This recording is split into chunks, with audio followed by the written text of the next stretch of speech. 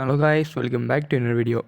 இந்த வீடியோவில் நம்ம டோஜி சீரீஸோட செகண்ட் எபிசோட் தான் பார்க்க போகிறோம். ஸோ இந்த சீரீஸில் நம்ம எப்படி பிளாக் ஃப்ரூட்ஸ்லேயே ரொம்ப ஸ்ட்ராங்கஸ்டான டெவில் ஃப்ரூட்டை யூஸ் பண்ணாத ஒரு பிளேயராக மாறணுன்னு தான் நம்ம பார்க்க போகிறோம்.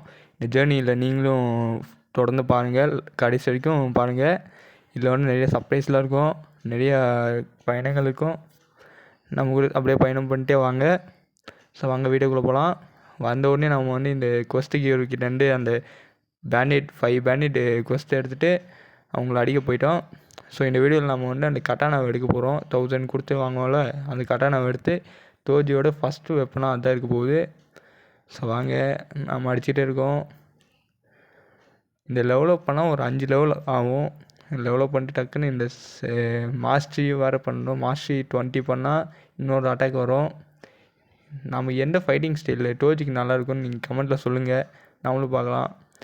இந்த ஜுஜுட்சு கைசன் அனிமேல அவன் அவ்வளோவா கையை யூஸ் பண்ணதில்லை, வெறும் வெப்பன் மட்டும்தான்.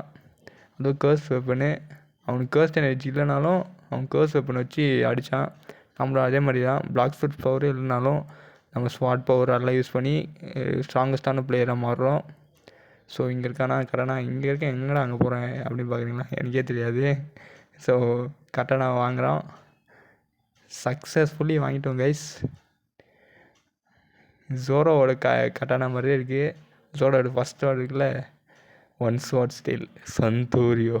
நம்ம இப்போ வரப்போகிற சீரீஸ்லலாம் 3 ஸ்வாட் ஸ்டைலில் அதெல்லாம் எடுக்க போகிறோம். தொடர்ந்து பாருங்கள். குவிக் பிளேடு அப்படின்னு சொல்லிட்டு நம்ம ஒரு அட்டாக்கு போட்டோம்.